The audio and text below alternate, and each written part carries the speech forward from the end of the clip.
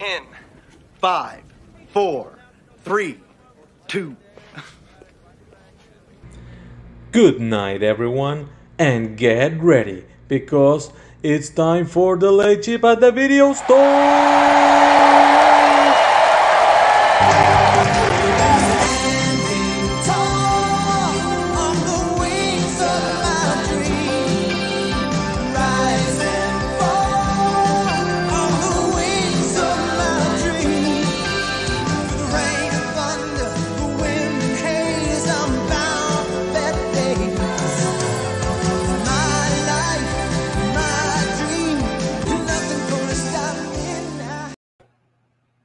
Good morning or good morning. evening. I do it every time. Just good to you all. Mike, how are you doing today? I'm doing good. How about you? I'm doing good, but today I was prepared. My mom didn't message me like, where's the link? Like I sent it to her. And I'm like, I'm not rushing during the theme song. It's all very strange. I look and she hasn't even read it yet. So probably no comments from Jane today. Fair. As always, let us know if you're in the chat. We love to see who's here so we can say good morning. Start getting some pics ready because this topic is one when we first started brainstorming. I'm like, I want to do this one quite early on because a little bit amplifies what I want the show to be. So the topic of the day is, which movie do you wish you had seen sooner? Is that the way we ended up wording it? Give me a banner, Mike. Yeah, let me put up the banner. Which movie do you wish you had seen sooner? So let's say, let's go, Jakey boy. Quick plug, doing Disney. Latest episode just dropped one. Me and Mr. Jake Marangoni talk all things Atlantis. It is a banger. It is really, really good. If you haven't jumped in the show yet, like, please give it a go. It's a great episode. Yes, 100%. The topic came about because, let's face it, like 99% of the people who are watching the show come from the trivia community. And so possibly maybe we've watched one, like a movie's come along and it's been like, oh wow, such and such told me about that, or oh, I saw the poster for that in theaters but I didn't watch it till later.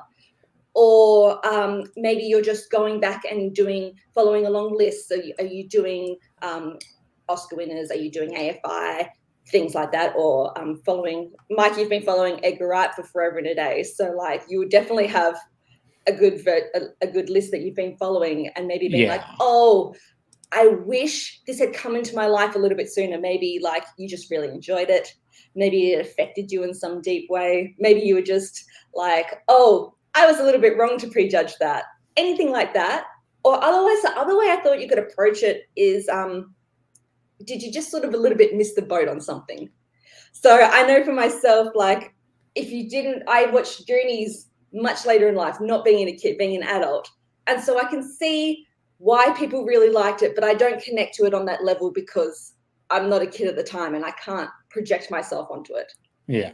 So that's one for me. But I love how open wide this topic is, and I'm just really excited to see who's going to come on and give us some great answers. Mike, do you want to give your answer first? Yeah, do you know what? I'll say that when a year out of high school, my friend told me about a movie called Falling Down with Michael Douglas. And I had never heard of it at all. And he goes, I'm not going to tell you anything about it. Just need to know it's Michael Douglas, that he has to get to a birthday party. That's all you need to know. He gave me a copy. He had me watch it, and I fell in love with it right then and there. And I went, why the hell did I not see this when it came out? Like, it irritated the shit out of me that it took me that long to actually watch it. Absolutely. Oh, great choice. Mike, do you want to chuck our link up in the comments? Because I'm going to go on a whole, I was going to say song and dance, but the pun is too strong because I'm picking Singing in the Rain. That's a good one. So I've grown up really loving movie musicals, especially like, say, The Sound of Music. I love those really old, classic Broadway production-y sort of musicals, but for some reason had just never seen Singing in the Rain, never seen a DVD of it, never seen a VHS of it, never saw it on TV.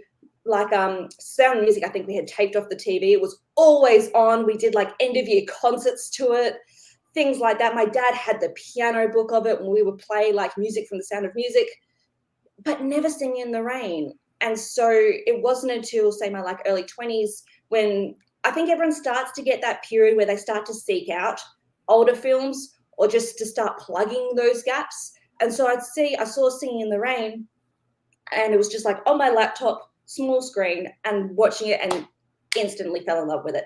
Instantly a top 10 movie for me. Like, this is one that I've gone back to even in a shorter period of time. I've only seen it in the past, say, 5-10 years. Multiple times. Like, this has become one like I'll watch my birthday and things like that, because it's not one rooted in nostalgia for me. I just think it's a fantastic movie, and just like I connect to it on other levels. So and it was really funny. My mum had never seen it either, and that's the big like that's the warning sign right there. If my mum hasn't seen it, there's a good chance that I have not seen it. My mum came to visit me in Australia, and they had been replaying classics at one of our movie theaters, like at 10 a.m. every week, every Wednesday, weekday. Oh, okay. And it just happened that the week she was visiting me was Singing in the Rain. So we actually got to go see it on the big screen. And that was my mum's first time to see like the big Gene Kelly song and dance moment on the big screen. So Singing in the Rain is one like, why didn't I see this when I was a child? Because I would have been loving it for so many more years. It could have been like The Sound of Music was to me. Like, it could have been those two. So Singing in the Rain, I think's my one. That's a great answer. I like that. We have we got sorry, a bit of behind the scenes tea there. We had some droppings in and out. Please make sure, Mike, please put the comment on the screen. We've got our link. Jump in, because I'm ready for some stories today. So, Mike, please bring in our first customer. Dylan. Dylan. Hey. How are you doing today? I'm doing good. Yeah. Just chilling. Very nice. Don't know where I was going with that. Chilling's fine. Yeah. I'm always going to be a little bit higher energy because it's my morning and I'm drinking coffee. So chilling is absolutely fine. Dylan, which movie do you wish you had seen sooner? Yeah, so mine is actually a similar story to Kelly's with Goonies. Like, it was one that I just kind of missed the boat on. For the longest time, what I considered my biggest blind spot movie was Die Hard. And it was like, I hadn't seen it until I was like 20. And it's still a great movie, don't get me wrong. I can't deny it. Can't really even find that much flaws with it. However, it was one that was like, it's become like so iconic and so talked about that everyone was like basically talking about, oh, that one scene from Die Hard, that other scene from Die Hard. I've seen like all these clips from the movie, but not the full thing back to back. So when I saw it, I was really excited. It was around Christmas time. So I decided to put it in. You did it right, at least. Yeah. So I watched it and I was like, oh yeah, this is that scene. Oh yeah, this is that scene. And then it ended and I was like, well, that was certainly Die Hard. Like that was, it almost felt like, this sounds a little harsh because, again, objectively, it's a great movie, but it almost felt like I didn't even need to watch it because I basically knew everything about it. But yeah, so I guess it kind of has that going against it for me, but still a great movie. I just wish I saw it sooner. I've had the exact same thing with Titanic. Titanic, I managed to miss for forever and a day. And by the time you watched it, it was very much like, well, I can already say the lines of what's going on here. But I love that. Like, yeah, I think Die Hard definitely pushed up with such reverence, especially like in film community and whatnot. It's definitely one that gets talked about and brought up so much. So if you didn't see it as a younger person and miss all that hype and all that backlash, it is hard to go with fresh eyes, I guess. Mike, what are your thoughts on this one? Oh, I think it's an interesting answer, and I totally get it that those movies where you've already seen so much of it, you've heard so much of it already, that once you finally watch it, it's kind of underwhelming because if it's already been talked about, you already know what's going to happen. Kind of defeats some of the purpose, but sometimes you can end up loving it, sometimes not. Absolutely. Oh, Dylan, great answer. Thanks for coming on and giving us your answer today. Thank you so much, Dylan. Mike, do you see a little bit happening backstage of what I've seen happening? Yes. Yeah, okay. Let's bring them on. I've sent a message, but I'm hoping they're just going to be ready to come on. Who have we got? Hello, Mike Kelly. What's happening today? I've been driving around this parking lot trying to find a stable internet connection because I really, really wanted to call in. So I realized, like, shit, this probably looks really, really weird from your guys' perspective. But thank you guys for being patient. Yeah, of You're course. doing great. Payson, give us your answer, hon. What movie do you wish you'd seen sooner? Yeah, so I'm gonna go with one that, like, is a movie that is so up my alley that I don't understand why I put it off for so long. I'm going with Noah Baumbach's Francis Ha. I watched this movie earlier this year. Essentially, what Francis Ha is about this 27-year-old played by Greta Gerwig, who is now I'm either dating or married to Noah Baumbach. I know they have a kid, but they have a long-standing filmmaking relationship, and it's just about her like living her life and just being a 20-year-old and not having any aspect of her life together. And I really, really relate to movies like that. And I just love the vibes of this movie. It's all in black and white. Yes. I love how the characters talk to each other, how like there's just this sense of like awkwardness. No, I adore this movie with all my heart, and I wish I would have seen it sooner because it's skyrocketing into one of my favorite movies. It's easily like top 3 favorite movies I've seen so far this year. Oh, bro, that was going to be my follow-up question. Just then, like, but what is the part of it that makes you wish you had seen it sooner? Just how much it's an instant classic to you, like Singing in the Rain was for me. Very 100%. Similar to that. Like, oh, this is a Payson movie. Like, why didn't I not expose to myself? And I could have been enjoying this thing for longer. Absolutely. Mike, do you have any similar story to that? Oh, you're falling down? Very much? Yeah, Falling Down would be the one, yeah. Francis Ha, I have not actually seen yet, but I've been wanting to watch it. So I will definitely be checking that out. Yeah. Payson, thank you for driving around and giving us a stable internet connection. 100%. Thank you so much. Thank you so much, Payson. I love it. Every Friday evening, we can get Payson in his car. It's just great. It cracks my shit up so much. It's fantastic. Mike, bring someone in. We got Nico. Hey, Nico. Hi. How you doing, Nico? I'm good. So my original answer was actually going to be Die Hard, but I do have a backup. Take whichever answer is most pertinent to you. I mean, Die Hard just gave me a good trivia community-related story that I could tell because, like, my lack of having watched it resulted in me getting banned from my first fan league for a couple matches until I actually saw the franchise, and it helped me build a friendship. But in terms of, like, which one has left a probably bigger impact on me, so I was in a film camp a few years back for a bunch of kids with autism, such as myself. And we were talking about movies that we had seen and movies that we had liked. And there was one movie in particular that everyone was talking about like it was the greatest thing since sliced bread. And I was like, I haven't seen that movie. And they all looked at me like I just shot the Pope's baby. And so I finally gave this movie a watch, and I will describe it to you like an SNL skit. New York's hottest club is the Princess Bride. This movie has everything.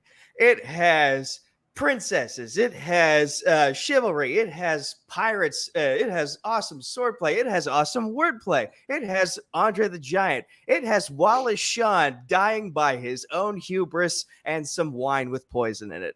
It was like every ounce of hype that they gave this movie was correct. And I feel like everyone else, this is probably an answer for them too. Like because the movie literally didn't do well in theaters and then became a cult classic on DVD and VHS release years after. So this movie perfectly fits this question to a T of which movie you had seen sooner, because everyone who saw it after it flopped probably wishes they had seen it sooner and helped make it like even bigger than it is right now in terms of legend status.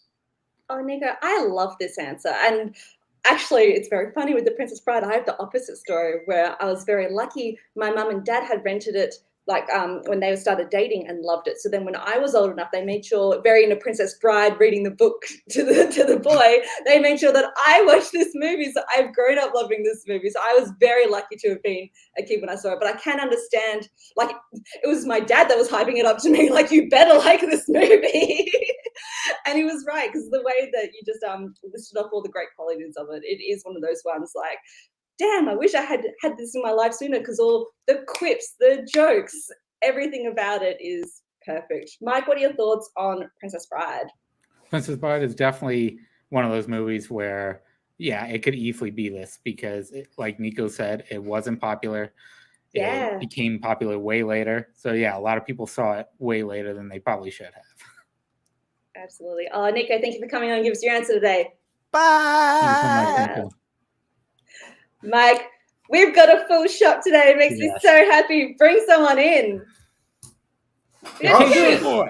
Hey, what's up? how you doing today, Jake?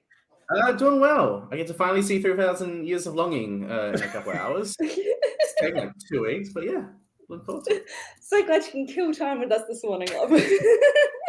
What's your answer? Which movie do you wish you had seen sooner? So I'm slightly cheating because it's 3 movies, but it's a trilogy, so I think that's allowed. Fair. I don't know why I hadn't seen this until 2018, but this is like, for the longest time, one of my biggest blind spots. Especially since it holds such a cultural resonance with not specifically Australia, but Australasia, that sort of area in the world. I just never really got into the Lord of the Rings trilogy.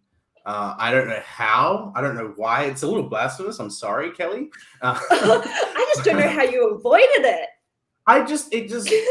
And it was so like already in the pop culture. Like I grew up as a kid in the early 2000s. Like it was a huge part of. It's still a huge part of the 21st century. And growing up in Australia, you see ads, you see everything about it. I remember going to Every a friend's Boxing place and Day, one was coming out. The Two Towers PS2 game, and the Two Towers is in the other room. And I don't know. I was just never really got into fantasy like that. I was always just intimidated by them. So 2018, my friend Oscar and I was house sitting my grandparents' place, and they have a nice theater room. And so at 10 in the morning till 10 at night, we watched all 3 extended editions, and it was a good experience. It was fun. It was really enjoyable. I really liked it, but I just don't have that extra like love of the trilogy because I waited just a little too long. Like it's one of the things that like even a few years after the trilogy had come out, it was already ingrained in pop culture, like all the lines, "Fly, you fools," and "One ring to rule them all," and all the scenes, and like I just pretty much knew almost everything that happens. So that kind of just ruined a little bit of the viewing of the trilogy. But I do like absolutely understand why they are so beloved, and I do think they are great movies, technically speaking, and like just the story as well. But I just think I would have loved them a lot more if I had seen them not knowing anything, and I watched it as a kid. But just something happened. Yeah, if you were able to participate in when they were releasing, absolutely. Because I remember going to the theater every Boxing Day, and this was also the time when Harry Potter's coming out. So it was like every year we were getting like either Harry Potter or Lord of the Rings or something. So like just being able to be a part of the buzz and the hype, I think that's why I get a lot of tired, especially for like the first Harry Potter movie is still my absolute most favorite because like that's the one that I remember seeing in the theater like 10 times as a kid and birthday parties and whatnot. So Lord of the Rings is very similar to me, but you at least did it right and watched all the extended editions. Like that was something my friend Oscar made sure. Like we got to watch the extended editions. Like he only had it on DVD, which is like on Blu-ray, but anyway, Mike, what are your thoughts on this one? Oh, yeah, no, I agree with Kelly. At least you did watch the extended ones. If you're going to watch any of them, you watch the extended ones. But I do get it that if you miss the boat on them, it kind of takes away some of the magic. I caught every single one of them in theaters. So it was just right there for me. And I grew up with the book. So I was already in it to win it with those movies. But yeah, I can understand you not being connected to those because of the time. Yeah, fair. Jake, thank you for coming on and give us your answer this morning. Thank you guys so much, Jake. Oh, Mike, I am absolutely loving the answers we're getting today. Thank you to everyone who's waiting backstage and whatnot. We appreciate your patience. Make sure you click on the link, jump in backstage. We've still got a few positions. Mike, bring someone in. Well, I figured we need to take a chance now. We got chances. Yes! Hello. Yeah, it's been a while since I've been on this channel. Hello. Hi, Chance. How are you doing today? I'm great. How are you? Very good. Which movie do you wish you had seen sooner? You know what? It's funny. I was literally going to get the exact same answer Jake did. It took me forever to watch. Okay, so I'll touch on this real quick, then I'll go to my actual answer because I did press something else. So real quick, I didn't own them on DVD because my parents never bought them for me because I was being a Harry Potter. They never bought me Lord of the Rings. My uncle had copies in the house. He moved away. My aunt had copies in the house. She moved away. For the longest time, I'd never seen Lord of the Rings. So I didn't see the Lord of the Rings until I was 16 years old. And I still have not seen the extended cuts of all of them. I've seen the extended cut of Fellowship. I have not seen the extended cuts of either Two Towers or Return of the King. I do love those movies. But anyways, since Jake stole my thunder, I'm going to give a different answer. It's a movie that I hadn't seen I hadn't seen it all, and then I watched it, and I just I'm like, wow, I love this film. Kicking all the way back to 1963, I'm saying Stanley Donen's Charade. Nice. Yeah, growing up, I was a massive fan of Alfred Hitchcock. When I was in like the 7th or 8th grade, I just had like a minor obsession with him. I'd watch all his movies. And yeah, I love him as a director. I still love him as a director. But then I discovered Charade, which I for the longest time thought was a Hitchcock movie, but it turns out it wasn't. But you watch the film, and it's literally the best Hitchcock film that he had nothing to do with. It's a really fascinating story. It always keeps you guessing. It has like a ton of great twists and turns. Audrey Hepburn's fantastic in it. Cary Grant's really great.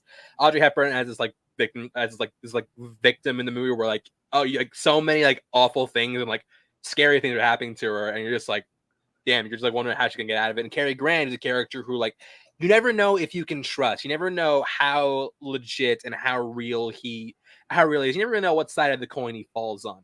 It's a fascinating mystery. It always keeps you guessing. Very tight, very well written, and I think it does hold up as one of the better thrillers of that era. And since I saw it, I'm like, this is definitely, when I redo my top 100, this is definitely going on the list. I absolutely love when you find a classic film because you might have heard of the actors or just the director or whatnot, and it just really hits, and you're like, this could be modern or things like that, or like this still really holds up. It's nice when something lives up to your own personal expectations, because sometimes that's not always the way with classic films, or always there's something like a little bit problematic or something. So when that doesn't happen, when you just get something and be like, this is for me, I love when that happens. Mike, what are your thoughts on this one? I actually had the same situation with Chancellor, where I looked at the poster and I go, "Is it a Hitchcock movie?" And then I watch it and I go, "It's not. What the fuck?" And it's still amazing. I love the movie so much, and I totally get it that it does look like a Hitchcock movie. It has a similar feel. It has that similar like writing and like story development. But it's not, doesn't feel like quite like a ripoff. It feels like it's like another thriller of that era, and it's doing a lot of things Hitchcock does, and it does it better than a lot of his other movies. I'm being frank. And that's not digging Hitchcock. I love Charade that much. Oh, fantastic, Chance! Thanks for coming on and give us your answer today. Thank you so much, Chance. Thank you. Loved it. Again, thank you so much for everyone coming on today. This is just what I wanted for this topic. I'm having such a lovely time. Mike, bring someone in, please. We got Sean. How you doing?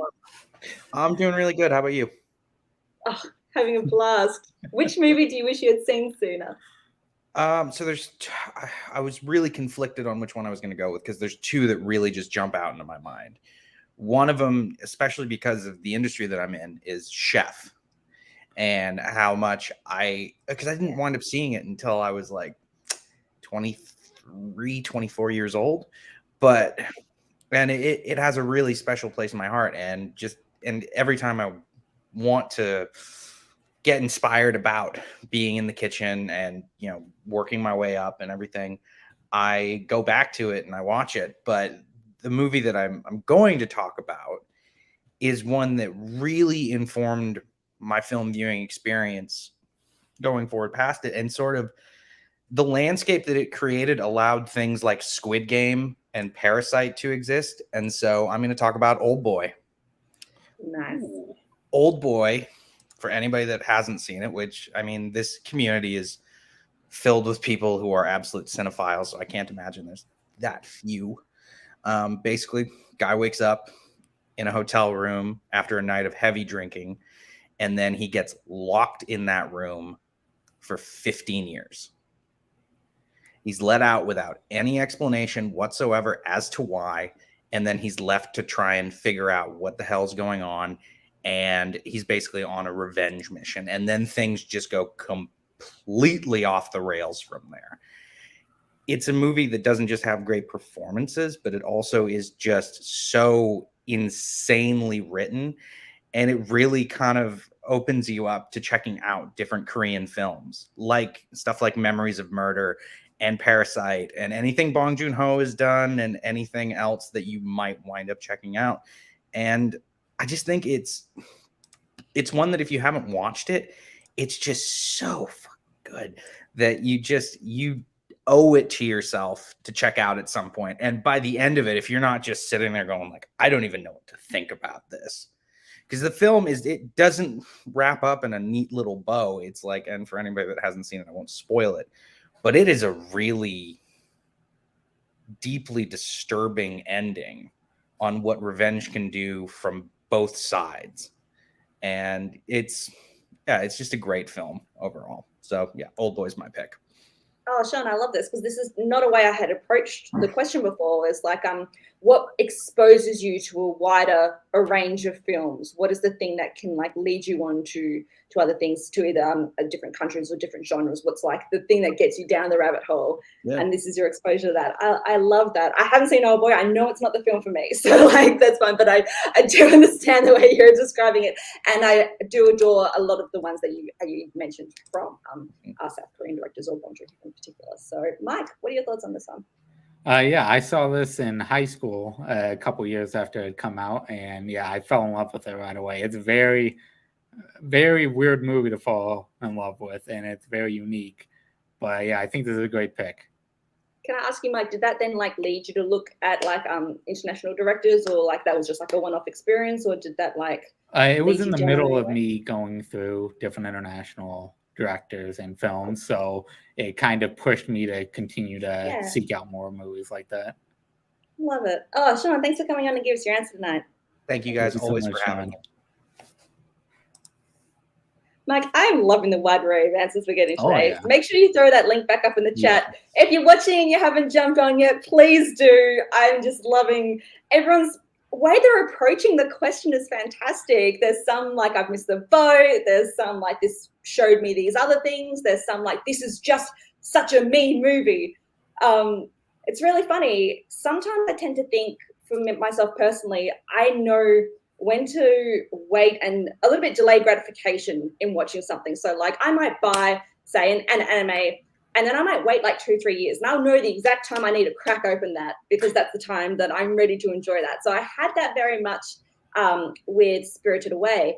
I missed like all the Ghibli films until like moved back to Australia and got to watch them on the big screen with Alad. And then Alad bought me the box set and we got to enjoy all that together. So as much as I wish I had seen, say, the Ghibli movies early, because they're ones I would have enjoyed from childhood, I'm very much happy the way that ended up playing out. So I actually tell that story on Doing Disney. I'm doing Disney plugs today on my episode with Alice Dharma and Spirited Away. Please check it out. Sorry, I'm being shameless today, but I'm just having so much fun. Mike, bring someone in, please. Oh, We got Kaiser. Kaiser. hello. How are you doing today? I'm doing well. Well, I'm just gonna get into it. The movie I was gonna talk about. I cheated a bit because technically I've seen this movie like 10 times when I was 3, but then I stopped at the 20 minutes mark. The movie was just mentioned. It's called Spirited Away. Get out! Yeah. Please tell me about your experience with Spirited Away.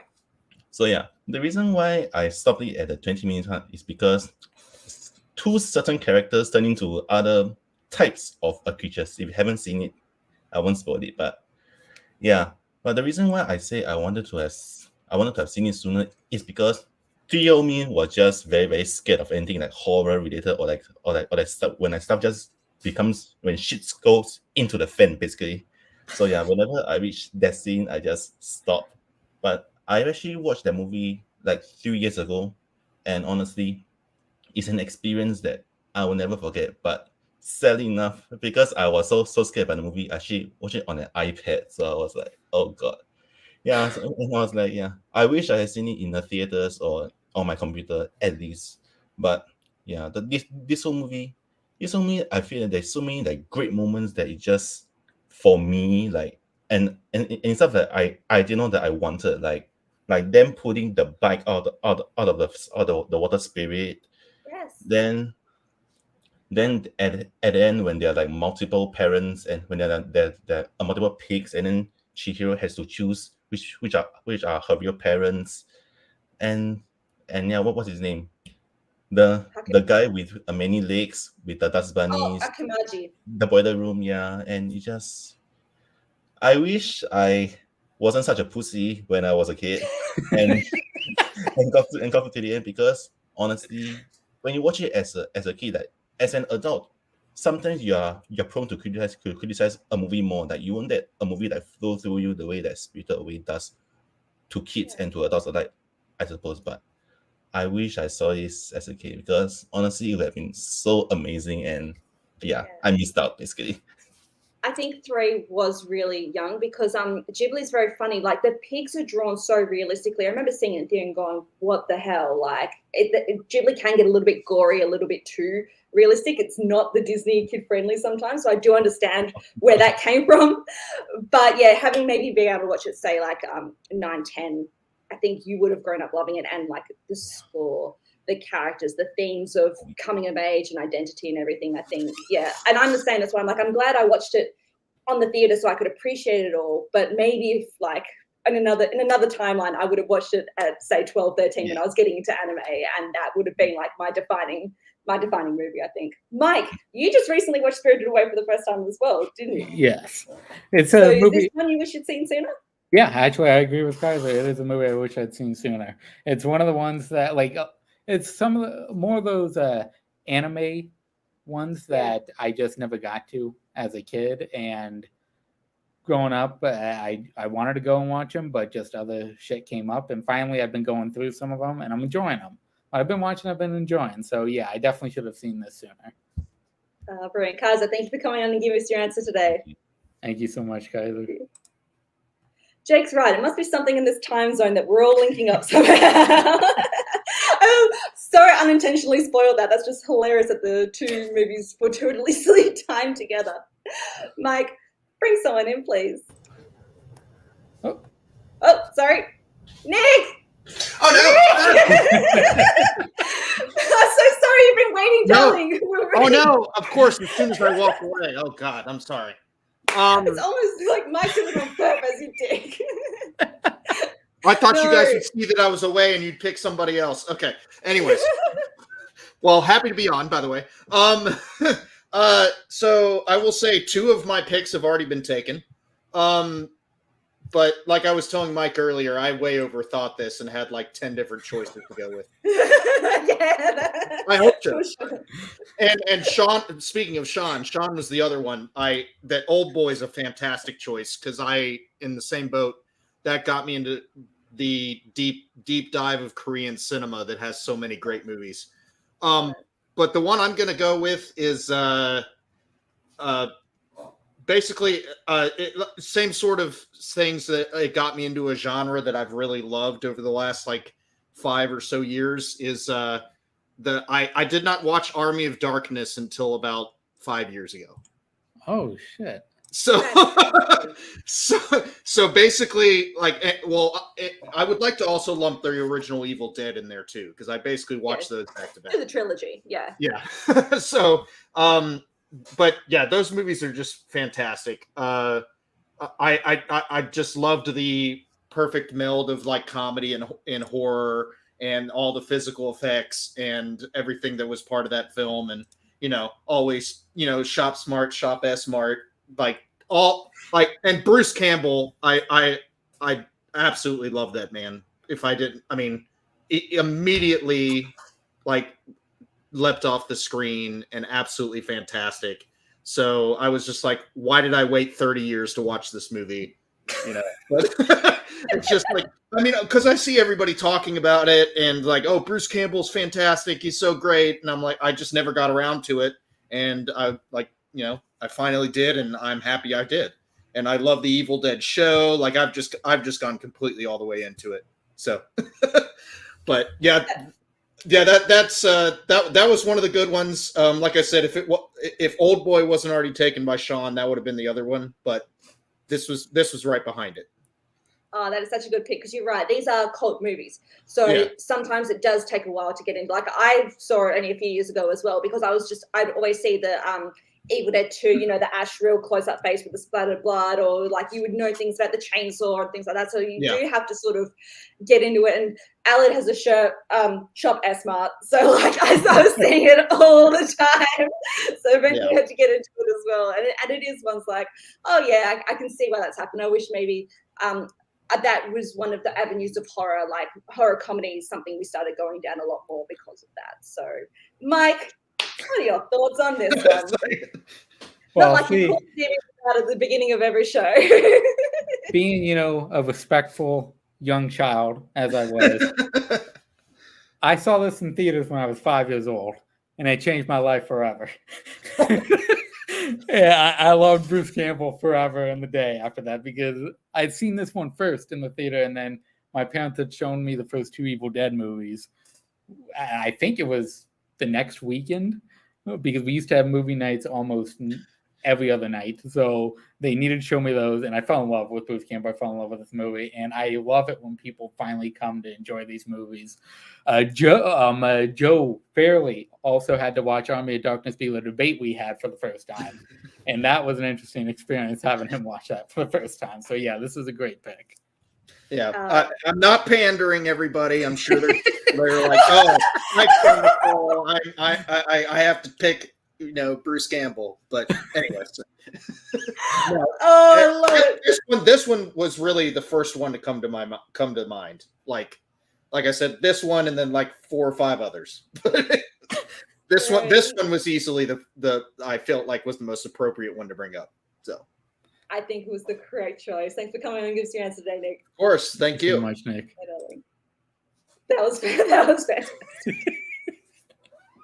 Mike, we've still got people. Bring people on. Thank you for your patience, everyone, if you've been waiting backstage. I'm much appreciated. Mike, grab someone in. Jim. Mike. Jim. Kelly.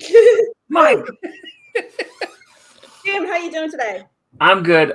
Mike doesn't have a poster of this. No, I think it's Boatman. Boatman has the poster for it, I think. Which movie do you wish you'd seen sooner?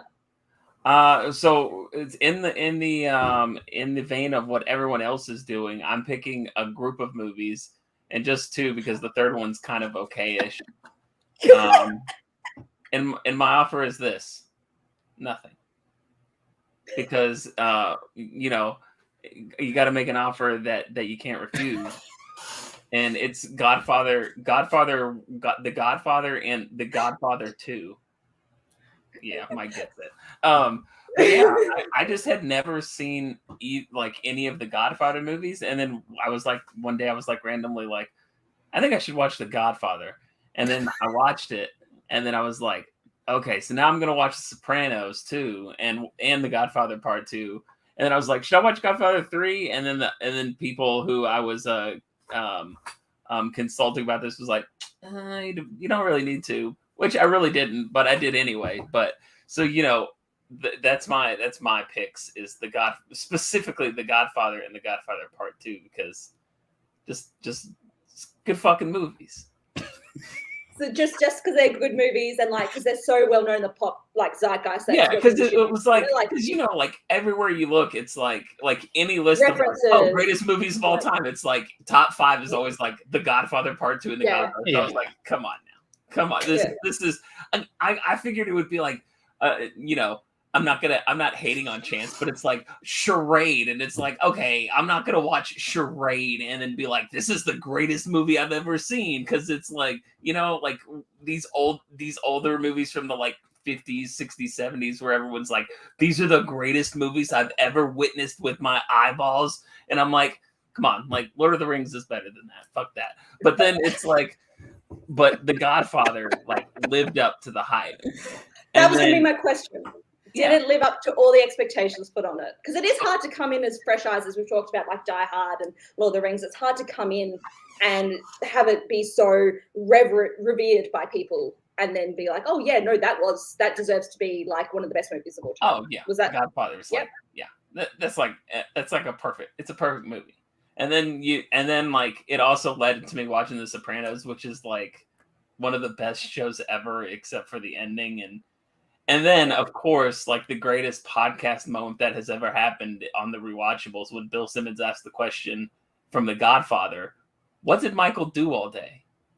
You know, did he get really into the Knicks, or what was he doing coming home from the war? You know, just chilling at the house. What did Michael do all day? Post World War II, you know, going to get groceries, hang out with Kay, you know, who knows? Oh, we know that wasn't happening. Mike, what are your thoughts on The Godfather? Keep it brief. Don't piss off our audience, please. Okay, here we go. So, I saw a little movie called Goodfellas before I saw Godfather 1 and 2. They were never gonna find it, Karen. That was my backup pick. Goodfellas was my backup pick.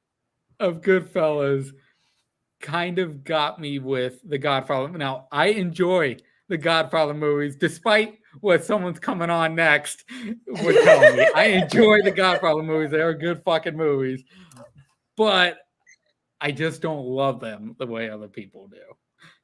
So, yeah, I wish I had seen these sooner, for sure. Great. Jim, fantastic answer, darling. Thanks for coming on and giving us your choice tonight. Jim!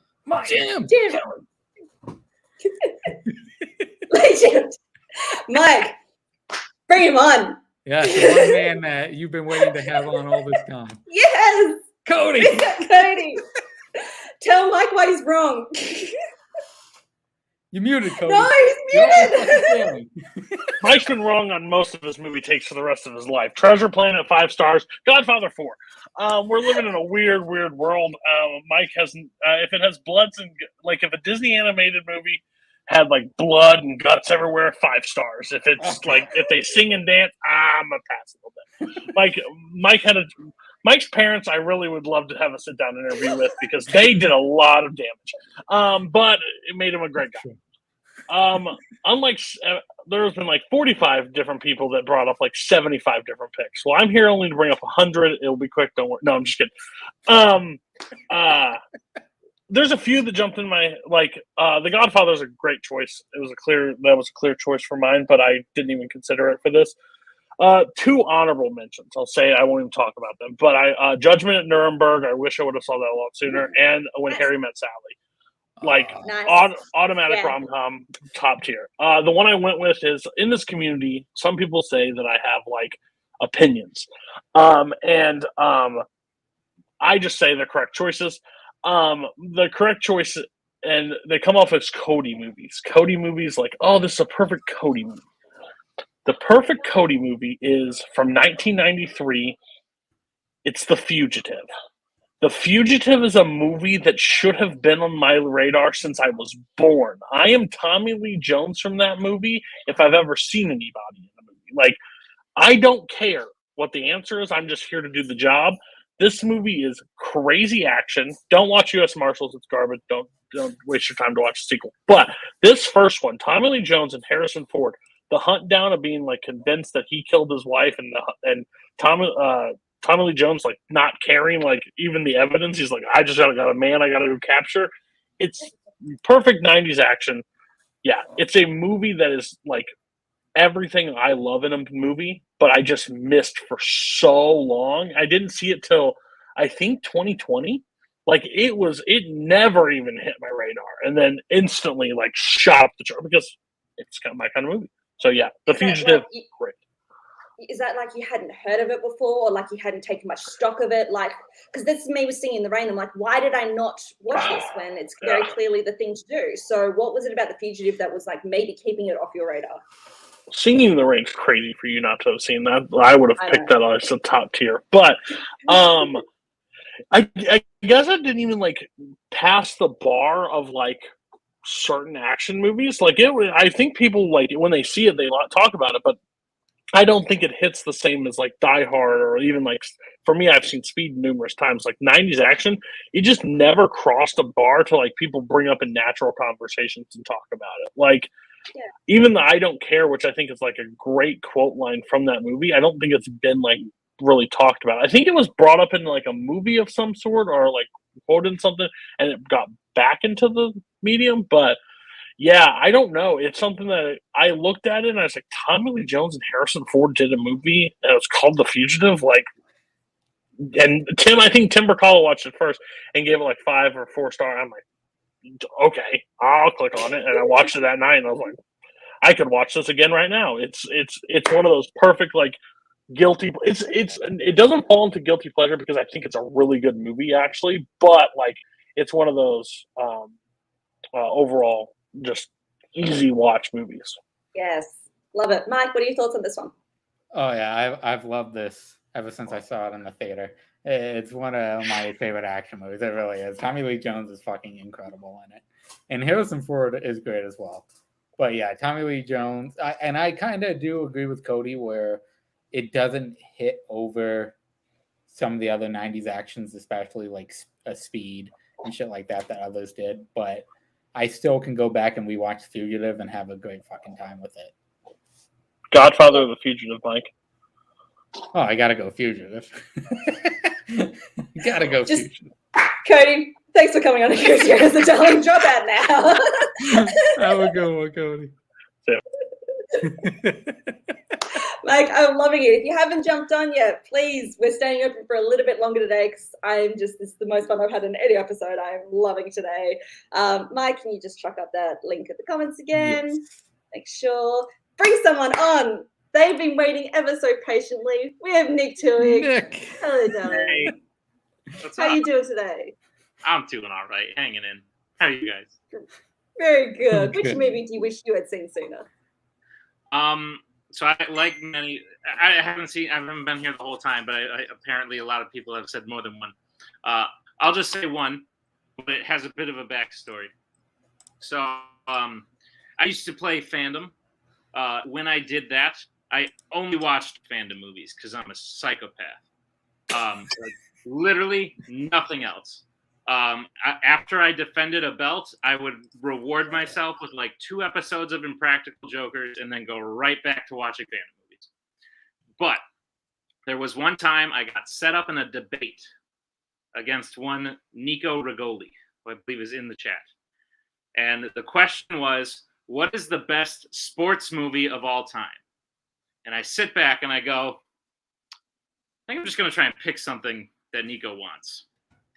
And I had never seen this movie, so I go, Warrior. And Nico, in the chat for the debate, goes, God damn, I was going to say that. And then I was like, oh, perfect. Great. And then I was like, yeah, for the heck of it, I'll throw it on. And I watched it. I would have picked it had I seen it before, like, the chat room had got set up. It's almost perfect. It's an amazing, amazing movie that I had never seen before. And I was like, wow, I wish I had seen this, but I was in a time in my life where I only watched Star Wars and the Hunger Games. Yeah. So yeah, I threw it on and I was like, oh, this is cool. And maybe it's because I was like, oh, this is what other movies are like. But I don't think so, because people seem to agree. I think it's a fantastic, perfect movie with like top-notch performances. One of the coolest ways to do a sports story. I think in that debate, I said something along the lines of like, it's 2 sports movies at the same time with like Tom Hardy and Joel Edgerton, and then it turns into something totally different at the end. Like, it's very unique. It's amazing. Big fan of Warrior.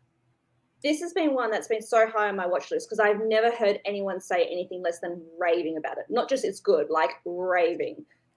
So this is one I think I'm going to be in the same boat when I watch it, and I'm going to be like, I should have watched that like when it came out, like, and I would have been able to be enjoying it sooner. The runtime is a little off-putting to me. Like, I don't have that spare time either. I think it's like 2 hours 40 or something. So, Mike, what are your thoughts on this one? Oh yeah, I really enjoy Warrior. I think it's really fun. I wasn't as hyped for it when I first saw it, but I've grown to love it more and more every time I rewatch it. And yeah, I think it is a great pick for this because it's one of those movies that, especially if you missed the initial hype and you came back to it later on, I can see you appreciating it a lot more. Yeah, love it. Nick, thanks for coming on and giving us your answer tonight, darling. Thank you so much, Nick. I very, very relate to a lot of that story and sentiment. That was perfect. We're still open. We're having an extra long episode. Jump on if you've been watching along and haven't popped on yet, especially if you can park your car and jump on. But Mike, let's bring someone in. Yeah, Brooklyn. Hey. How you doing today? I'm doing fantabulous. Get into it. I Okay, can sense the hype. Yeah. So I have two honorable mentions. One, because I lost the game of mini putt to Andrew Barr, I had to watch Miami Connection, and that is a fucking that's one of the greatest movies ever made, according to Peter Griffin. The other one I was going to talk about was a movie from 2018 called The Grizzlies. It was a movie based in Nunavut, so northern Canada, and it has a kind of a nice heartwarming message. But the movie that actually fits this question the best is A Hard Day's Night. I just saw this a month ago. I was watching it on the plane ride back home, and man, it's just such a fun fucking movie. It's just the Beatles being silly, and there's also music videos in between. MTV feels very inspired from that. They're we could make a TV show out of this. Have quirky conversations, and then I think what was it, John Lennon's dad? That's gonna be a trivia question sometime. Was it his grandpa? Yeah, I think it was his grandpa. No, it was Paul's grandpa. Yeah, Paul's grandpa. He's very fun. But yeah, and then you get to see all the individual characters of George and Ringo, and George gets to be the soft one or whatever. But yeah, it's a must watch if you claim yourself as a Beatles lover. 100% agree, and it's one I came to in the last few years as well. And this is one I wish if I had seen it as a teenager, when you're really starting to broaden your music horizons and broaden your taste levels, I think that would have been a good pair of that fun, absurdist sort of comedy with the music. That is definitely one I think could have been I would have had better nostalgia for as opposed to seeing it recently. But I still enjoyed it recently. Yeah. Mike, what are your thoughts on this one? So my mom is a huge Beatles fan. She listens to that Sunday morning show where all they do is play the Beatles, and I never really got into the Beatles like that. So the movies wise, I think I saw Yellow Submarine when I was a child, and we watched it when I was in high school. But this one I never watched until about 3 months ago, and I really enjoyed it. I love the hangout aspect of it. Yeah. So yeah, I agree that this is one I probably should have seen sooner as well. Yeah, love it. Brooklyn, thank you for coming on and giving us your answer today. Thanks. Thank you so much, Brooklyn. This is an extra long shift, which I expected it to be. We said in the Facebook, I think we're going to save it open because I want to get as many stories in. And I can bring up Javi's, since he said that he wouldn't be able to come in. I know it's relative to me, just people watching movie dates, and I had the exact same thing. I was I'm not set on this. Ever since the pandemic, I've been a little bit mixed about what do I think is worthy to go see in the cinemas and what am I going to catch on streaming, because the COVID has really changed the way we consume movies nowadays. So it is, we know if it's coming to Disney Plus, do I need to shell out the money to go see it, or am I going to be upset or just not take to it as much? And especially nowadays, I'm very pressed for time as well. So I have to be much more wiser about how I choose, or what I choose. So Encanto is one I watched in school holidays just after it had been in theaters. And I've already seen it, I think 3 times within 2 months or something like that. I just kept showing it to different people. I'll get back to that one. So yes, Encanto is another one. I'm hoping one day they're going to do a re-release. Just recently, we've been able to go to the movies every Sunday, and they've been doing Princess Festivals. So I've just been able to see Tangled, Moana, Mulan, and Aladdin on the big screen. So I'm hoping they're going to do more of that, and I'll get to see Encanto, because I think all the colors and the music are really beautiful. So I'm very envious of people that did get to see it in the cinema. I'm not a fan of High School Movies, Breakfast Club, Fast Times, etc. Maybe if I watched them when I was in high school, I would have got them. I have been trying to show Ella Breakfast Club because I think it's a classic. And even then, there's just some things you need to watch to get the references for. Does that make sense? Yeah. There's just some things that are just so pop culture driven. I don't understand how Ella loves some bits of Community and he hasn't seen the things that are referencing those things. So that's one in particular. But Alad hates kids and hates younger people. So maybe there's just things that aren't for you, So maybe if he was younger, would have got it. But I do understand that sentimentality. My little didn't really own it, but I was able to watch it on plane. Oh, love it. This is one I saw, 2016. This is one of Alad's most favorite movies, and the stage play had been going around, so we watched the movie of it, and I agree. This is very much another musical for myself. I wish I'd seen sooner because I would have been loving it. But I think my mum was like, no, it's got the horror aspect of it all. So like maybe that's what keeps people away. Or like, Little Shop's a bit funny. It gives very B movie vibes because of the plans and because of the science fiction of it all. But the songs are amazing. So absolutely. I missed a few last of the comments after Brian's. Sorry. Oh, after Brian? Oh, no, it was... Tui? Yeah. Yes. The Family Guy and The Simpsons especially as well. Like, I did not understand the Rosebud, Citizen Kane, Bobo from season 5, that episode with Mr. Burns losing his bear. And it's the absolute rip-off of Citizen Kane. So I loved listening to Unspooled when they were watching through the AFI list. They would have a segment at the end about did The Simpsons reference it? And because that's kind of very much where I would find it all fall. Yeah. But Mike, I need to go get some coffee. I need to go get a drink. So we're actually going to shut up because we're just close under the hour. So thank you for popping up. But we're gonna shut shop today, I think, if that's okay. Yeah, we will get you next time. Thank you, everybody, for coming on. And, this was an amazing episode. Hanging Thank out. you all. Yeah, this was incredible. We will see you guys next week with a new topic. VIP will come out on Monday, so make sure to Mike, how are we going to choose? Like, I don't know. It's going to be very difficult. We will see you guys soon. Thank you again. Thank you, everyone, for coming on. Let me just take this. There we go. Take that down. Take us out. Bye, guys. And we're clear.